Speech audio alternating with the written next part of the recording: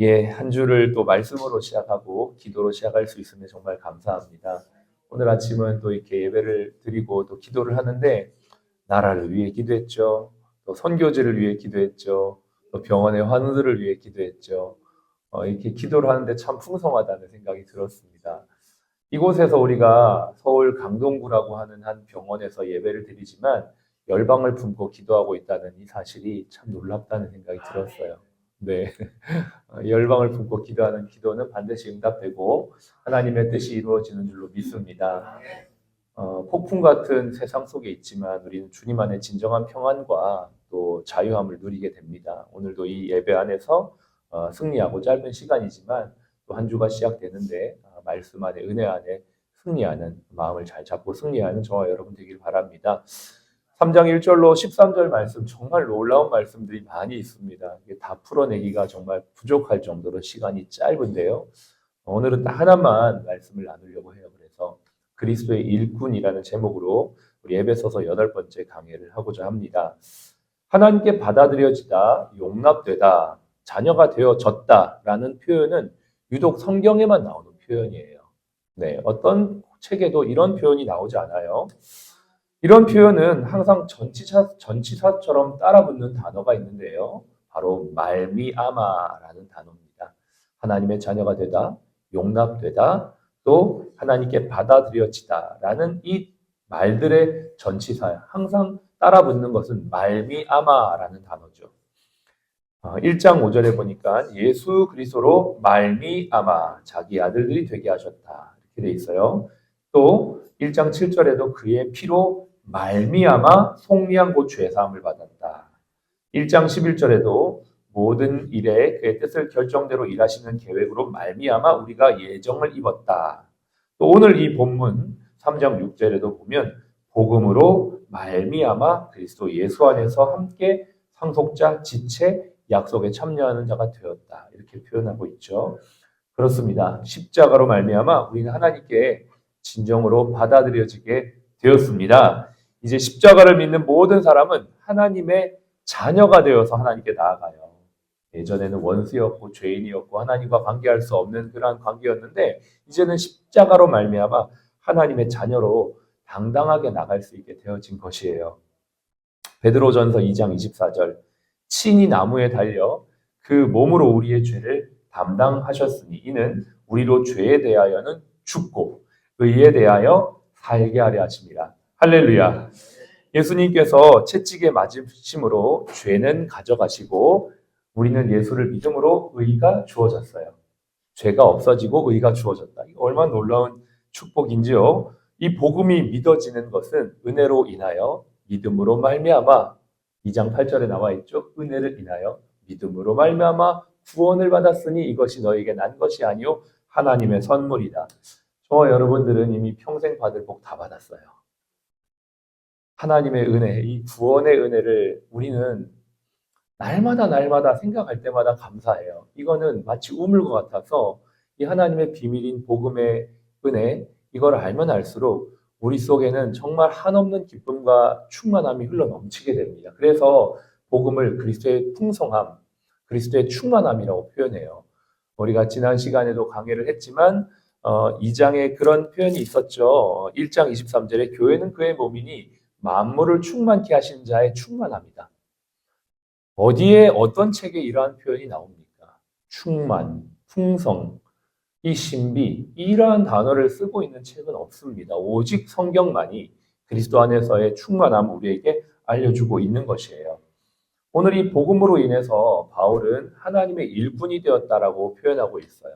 6절부터 좀 보도록 하겠습니다. 3장 6절을 보십시오. 이는 이방인들이 복음으로 말미암아 그리스도 예수 안에서 함께 상속자가 되고 함께 지체가 되고 함께 약속에 참여하는 자가 되었다. 이게 뭐냐면 비밀이라는 거예요. 복음의 비밀. 원래는 유대인에게만 구원이 있어요.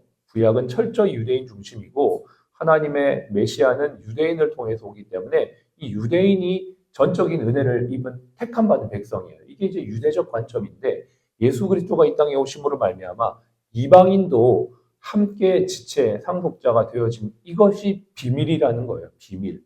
숨겨졌던 것인데 이 비밀이 바로 이 예수 그리스도고 예수 그리스도를 통하여서 이제는 이방인에게도 하나님의 놀라운 축복이 주어지게 되었다라는 것을 지금 6절을 말하고 있는 겁니다. 그래서 7절에 이 복음을 위하여 그의 능력이 역사하신 대로 내게 주신 하나님의 은혜의 선물을 따라 내가 일꾼이 되었다 이렇게 표현하고 있어요. 내가 일꾼, 무슨 일꾼이냐? 바로 복음의 일꾼입니다. 8절 모든 성도 중에 지극히 작은 자보다 더 작은 나에게 이 은혜를 주신 것은 측량할 수 없는 그리스도의 풍성함을 이방인에게 전하게 하려고 내가 이렇게 일꾼으로 부름을 받았다라는 것입니다. 여기에서 이 바울의 일꾼 되었다는 고백은 억지로 되거나 하기 싫은데 어쩔 수 없이 되었다라는 모습은 조금도 보이지 않습니다. 어떤 분들은 내가 목사가 된 건 정말 난 하고 싶지 않았는데 어쩔 수 없이 하나님한테 혼나가지고 이 길을 가고 있다. 이렇게 얘기하는 분들이 있는데요. 저는 그거는 잘못된 생각이라고 생각해요. 복음을 전할 수 있는 건 정말 큰 은혜입니다. 우리 찬양지 바꿔요. 51번 은혜라는 찬양의 가사에 이런 고백이 있어요. 내가 하나님의 자녀로 살며 오늘 이 복음을 전할 수 있는 것은 은혜라고 얘기를 하는데요. 저는 그 성경민 목사님의 그 가사가 이 복음의 은혜를 진짜 알고 쓴 고백이라는 생각이 들어서 참 좋아합니다. 복음 전할 수 있는 것, 내가 하나님의 이 놀라운 비밀인 예수 그리스도를 말할 수 있는 건 축복 중에 축복이요, 은혜 중에 은혜인 줄로 믿습니다. 여러분도 아마 꿈을 꾸다가 아마 꿈속에서 꿈을 꾸면서 우는 그 꿈에 아마 실제로 울면서 아마 잠에 깨어난 경험이 있으실 겁니다. 저 어젯밤에 그런 경험을 했는데요. 꿈이 안 좋은 꿈이 아니고 슬퍼서 운 게 아니라 이 말씀을 계속 묵상하고 어제 잤는데 꿈속에서 이 꿈에 내가 하나님의 복음을 전할 수 있다는 그것이 너무 감격스러워서 깬 거예요.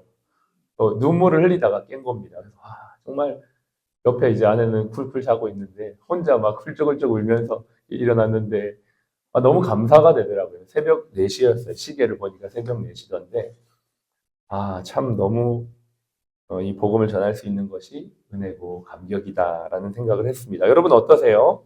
복음으로 말미암는 변화는 우리의 신분의 변화, 예수 그리스도의 자녀가 되어진 변화뿐만 아니라 우리 삶의 전반적인 변화를 다 일으킵니다.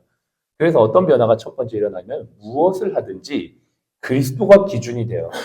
그리고 그리스도가 우리의 삶의 동행자가 되어서 이제는 그리스도와 함께합니다. 그래서 예수를 믿는 사람은요, 신분의 변화뿐만 아니라 삶의 변화가 되는데 그 중에 하나는 기준의 변화와 함께 이제는 어떠한 외로움이 없는 거예요.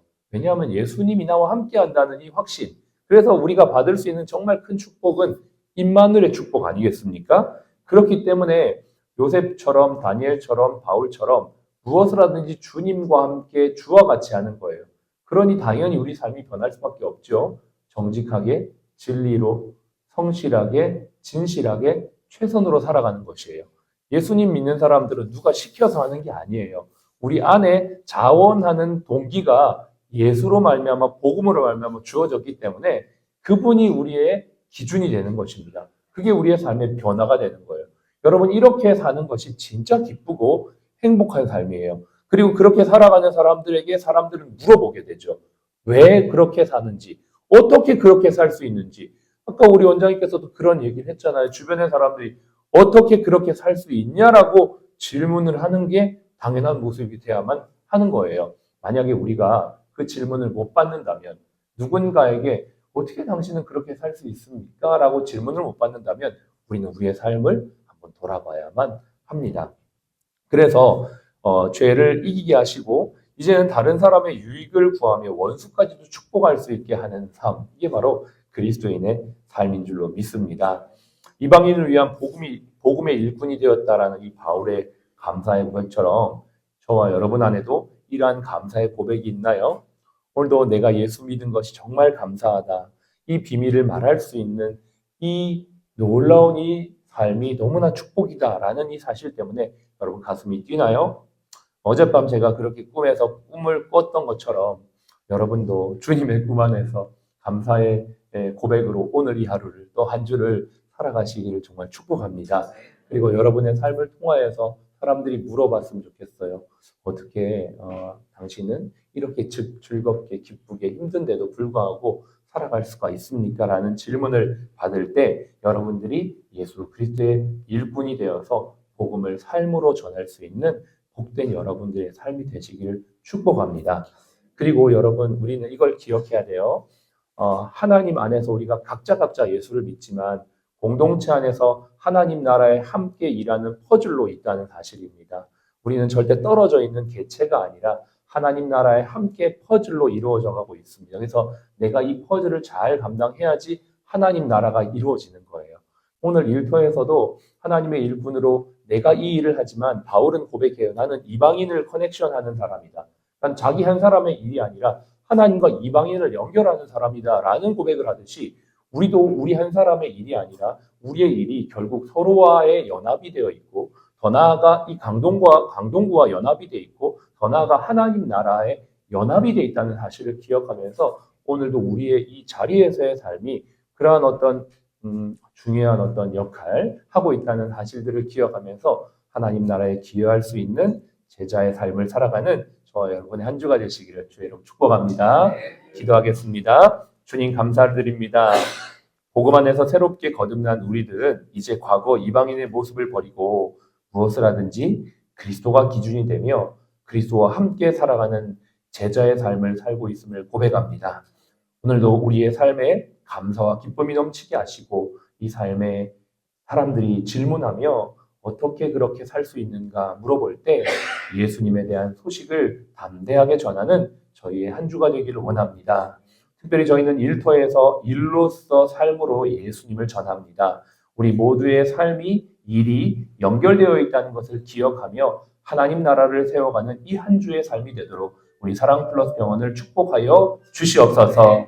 지금은 우리의 생명이요 부활이신 예수 그리스도의 은혜와 아버지 하나님의 극진하신 사랑하심과 성령님의 내주교통 충만히 인도하시니 하나님의 일꾼으로 이 한 주 살기를 원하는 우리 모든 사랑플러스 가족 머리 위에 또 모든 환우분들 머리 위에 지금부터 영원토록 함께 하시기를 예수님의 이름으로 축복하며 기도합니다. 아멘.